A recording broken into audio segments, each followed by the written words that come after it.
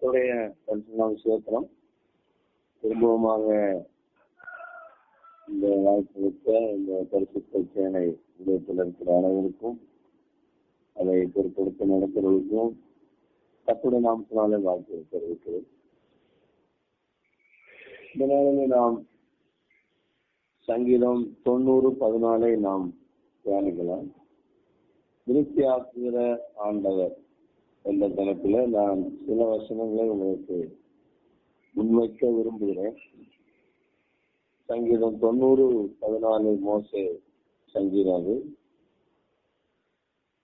நாங்கள் எங்கள் வாழ்நாளெல்லாம் களிகூர்ந்து மகிழும்படி காலையிலே எங்களை உமது கிருபையால் திருப்தியாக்கும் என்று மோசே சொல்றார்.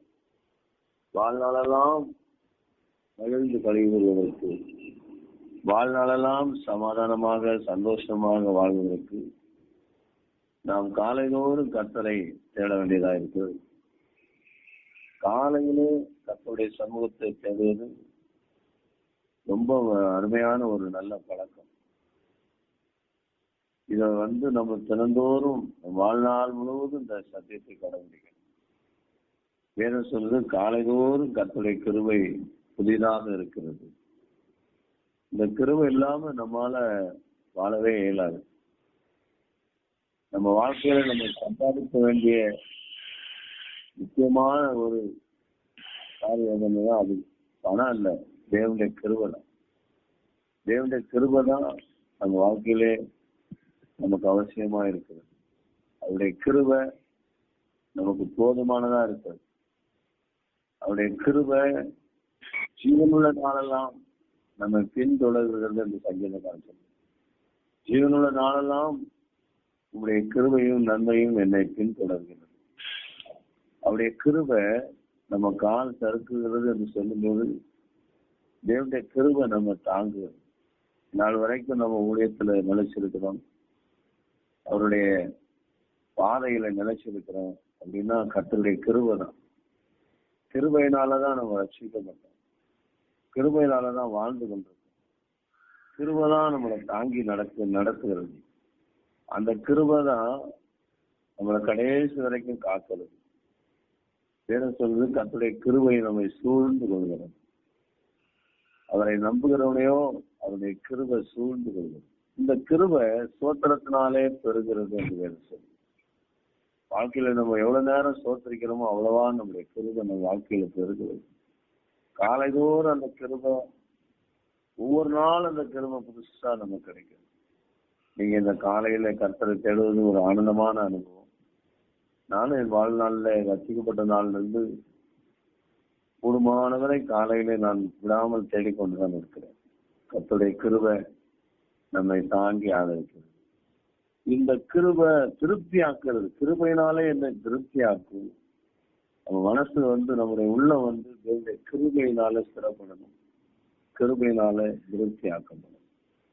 இரண்டாவது வேதம் சொல்கிறது, சங்கீதம் 81:16 ஆண்டவர் சொல்கிறார், கண்மலையின் தேனினாலே உங்களை நான் திருப்தி ஆக்குவேன். உசிதமான கோதுமையினாலும் கண்மலையின் தேனினாலும் திருப்தி ஆக்குகிறேன் அப்படின்றார். இந்த கண்மலையின் தேன் அப்படிங்கிறதும் பரிசுத்த வேத எழுத்துக்களை குறிக்கிறது. சங்கீதம் 19 10 மற்றும் 11 ஆகிய வசனங்கள் வாசிக்கும் போது கர்த்தருடைய நியாயங்கள் தேனிலும் தெளிதேனுக்கும் ஒப்பிடப்பட்டிருக்கிறது. தேன் கூட்டிலிருந்து வருகிற அந்த தெளிதேனுக்கு ஒப்பாக இருக்கிறது கர்த்தருடைய வசனம். கர்த்தருடைய வசனம் அழகா இருக்கிறது. சங்கீதத்தை சகோதரர் வாசித்தாரு, அதை நிறுத்தி நிதானமா வாசித்தாரு. அந்த சங்கீதம் காலைதோறும் நம்ம கண்டிப்பா ஒரு சங்கீதத்தை வாசிக்கணும். வேத வாக்கியங்களை நம்ம வாசிக்க வாசிக்க அது நம்முடைய உள்ளான மனுஷனை திருப்தியாக்குது. வேத வாக்கியம் எது சொல்கிறது, கர்த்தருடைய வேதத்திலே பிரியமாயிருந்து இரவும் பகலும் அவருடைய வசனத்தை தியானிக்கிற மனுஷனை பார்க்கிறார். அவன் நீர்கால் ஓரமா நடப்பட்ட தன் காலத்தில் தன் கனியை கொடுத்து இலை உதிராத மரத்தை போல செய்கிற காரியமெல்லாம் வாக்கியம். வேதத்தை எவ்வளவு வாஞ்சியா நம்ம வாசிக்கிறோமோ அவ்வளவு தூரத்துக்கு நம்மளை உள்ளான மனுஷன் பிறக்கும். மனுஷன் அப்பத்தினால மாத்திரம் அல்ல, அவருடைய வாயிலிருந்து புறப்படுகிற ஒவ்வொரு வார்த்தையினாலும் பிழைப்பான் என்று சொல்லு. நம்ம ஒருவேளை சாப்பிட மறந்தாலும் கூட கர்த்தருடைய வேதத்தை மறக்கவே கூடாது. கர்த்தருடைய வேதத்தை நம்ம அதற்குன்னு நேரம் ஒதுக்கி அந்த கர்த்தருடைய வேதத்தை தினந்தோறும் நம்ம வாசிக்கிற அந்த அபியாசத்தை வளர்த்து கொண்டே போகணும். அந்த உள்ளமானது கர்த்தருடைய வசனத்தினால நிரம்பி துளசியில பாக்குறோம். அவருடைய வசனத்தினாலே நம்முடைய உள்ள நிரம்பி இருக்கணும். கிருபையுள்ள அந்த வார்த்தைகள் நம்ம வாழ்நாளெல்லாம் அதுவும் போதுமானதாக இருக்கு. அந்த வார்த்தையினால நம்ம திருப்தி அடையணும். நம்மளின் தேனினாலே உங்களை நான் திருப்தியாக்குவேன் என்று வேதம் சொல்கிறது. எஸ்ராங்கிற தேவ மனுஷன் கர்த்தருடைய வேதத்தை ஆராய, அதன்படி செய்ய, அதை உபதேசிக்க தன் இருதயத்தை பக்குவப்படுத்தி இருந்தான்.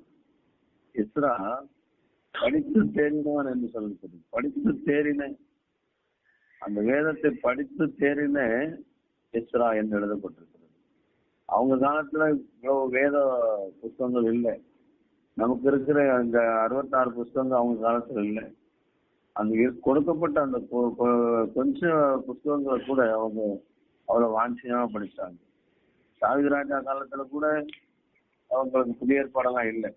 ஆனா அவங்க அந்த கொடுக்கப்பட்ட வேதத்துல அவ்வளவு ஆர்வமா அந்த வேதத்தை தியானித்தார்கள். நமக்கு கிருபையா ஆண்டவர் 66 புத்தகங்களை கொடுத்திருக்கிறார். இந்த வேதத்தை நம்ம படித்து வாழ்க்கையில வாழ்நாளெல்லாம் படிக்கும்படிக்கு இந்த ஒரு புக்கு ஆண்டவர் நமக்கு தந்திருக்கிறார். இந்த புத்தகம் எவ்வளவு தரம் படித்தாலும் ஒவ்வொரு முறையும் அது ஒரு புதுசா தான் இருக்குது. அந்த வேதத்தின் மகத்துவங்கள் என்பதை சொல்லுது. வேதத்தின் மகத்துவங்களை நம்ம அதில் உள்ள பொக்கிஷங்களை நம்ம கண்டறிந்து அதனாலே நம்முடைய இருதயம் திருப்தி ஆகணும். இது ரெண்டுமே நம்ம வாழ்க்கைக்கு போதுமானது. அந்த கிருபையும் அவருடைய திருவசனமும் நம்முடைய உள்ளான மனுஷனை ஒவ்வொரு நாளும் பலப்படுத்துகிறது. எந்த சோதனை வந்தாலும் எந்த சூழ்நிலையிலும் கர்த்தருடைய வசனம் அந்த உள்ளுக்குள்ள இருக்கிற அந்த வேத வாக்கியம் நம்ம பலப்படுத்துகிறது. என் ஆத்மாவிலே பலம் தந்து என்னை தைரியப்படுத்தினீர் என்று சங்கீதக்காரன் சொல்கிறார்.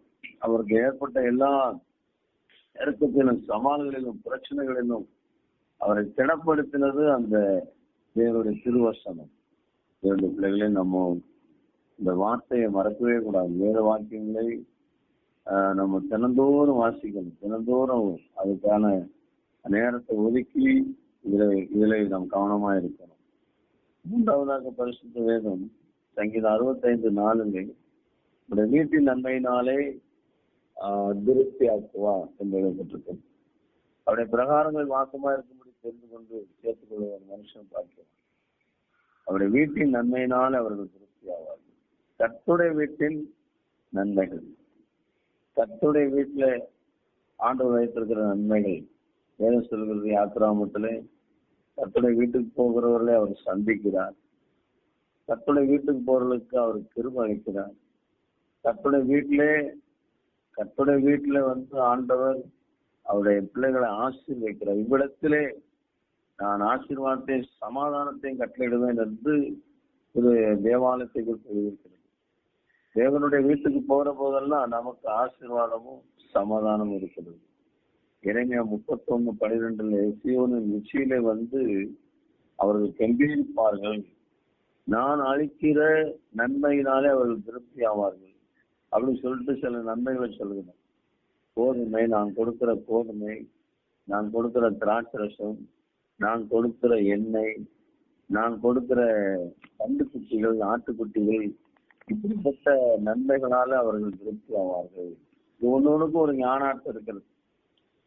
ஆண்டவர் இந்த கோதுமை அப்படின்னு சொல்றது நம்ம அவர் பராமரிக்கிறார், போஷித்து காப்பாற்றுகிறார். நம்மையும் நம்முடைய வீட்டாரையும் தினந்தோறும் கர்த்தர் உங்களை நித்தமும் நடத்தி பஞ்சகாலம் வந்தாலும் அந்த பஞ்சகாலத்தில் உங்கள் ஆத்மா திருப்தியாக்கி உங்களை திருப்தியா நடத்துகிறார் என்று சொல்லப்பட்டிருக்கு. அந்த திராட்சை ரசம் சமாதானத்துக்கு அடையாளமா இருக்கிறது. கர்த்தரை தேடுகிற பிள்ளைகளுக்கு அவர் வைத்திருக்கிற சமாதானம் உலகம் கொடுக்க கூடாத ஒரு சமாதானம். நம்ம ரட்சிக்கப்பட்டதுனால உண்டாயிருக்கிற அந்த சந்தோஷம், அந்த சமாதானம், சிலுவையிலே அவர் சிந்தின ரத்தத்தினால நமக்கு கிடைத்திருக்கிற சமாதானத்துக்கு நிகரில்லை. நம்மை போல யாரும் சமாதானத்தை அனுபவிக்க முடியாது. என்னுடைய சமாதானத்தை நான் உங்களுக்கு வைத்து போகிறேன் அப்படின்னு அப்பா சொல்லியிருக்கிறார். இந்த சமாதானம் திராட்சை ரசத்துக்கு ஒப்பாக சொல்லப்பட்டிருக்கிறது. இந்த எண்ணெய் அது ஒரு அபிஷேகத்துக்கு அடையாளமா இருக்கிறது. தேவன் நமக்கு விலையேறப்பட்ட மகிமுள்ள ஆவியை நமக்கு கொடுத்திருக்கிறார். சகல சத்தியத்துக்குள்ளும் நம்மை நடத்துகிறார். நம்ம வலதுபுறமாவது இடதுபுறமாவது சாயும் போது வலியுதுவே என்று சொல்லுகிற சத்தம் பழைய ஏற்பாட்டு காலத்துல ஏசாய காலத்துல பின்னால கட்டுது, நமக்கோ நம்ம இருதயத்துல கேட்குது. மகிமுள்ள அந்த பரிசுத்த ஆவியானவருடைய விலையேறப்பட்ட அபிஷேகம், அந்த அபிஷேகம் நீங்க நம்ம அவரை பாடி குதிக்க குதிக்க அது நமக்குள்ளே அனலாக இருக்கிறது. இந்த ஆவியானவர் நம்மை வழி நடத்தி செல்கிறார். அந்த இதெல்லாம் தேவனுடைய வீட்டுல நம்ம வரும்போது நம்ம பரிசுத்த ஆவியில நிரம்பி நம்ம இன்னும் நம்முடைய ஆவியிலே நாம் புதுப்பித்துக் கொள்கிறோம். அப்புறம் பாத்தீங்கன்னா இந்த கண்டுகுட்டி ஆட்டுக்குட்டி எல்லாம் நாம் செய்கிற தொழிலுக்கு அடையாளமா இருக்கிறது. எது சொல்கிறது, நீ கையிடும் வேலையிலே கர்த்தர் உனக்கு ஆசீர்வாதம் கட்டளையிடுவார். உன்னுடைய வேலையை ஆசீர்வதிக்கும்படி தேவன் தம்முடைய நல்ல பொக்கிஷமாகிய வானத்தை திறப்பார். நீ அநேகருக்கு கடன் கொடுப்பா, நீயோ கடன் வாங்காது இருப்பா என்று வேதம் சொல்லுது. நம்ம செய்கிற தொழில் நம்ம கர்த்தர் முதலாவது தேவையான ராஜ்யத்தை தேடுங்கள், அப்பொழுது எல்லாமே உங்களுக்கு கொடுக்கப்படும். நம்ம செய்கிற வேலை எதுவா இருந்தாலும் அந்த வேலையை அந்த வேலையில கர்த்தருடைய ஆசீர்வாதம் காணப்படுகிறது. கர்த்தர் நம்மை அதை ஆசீர்வதிக்கிறார்.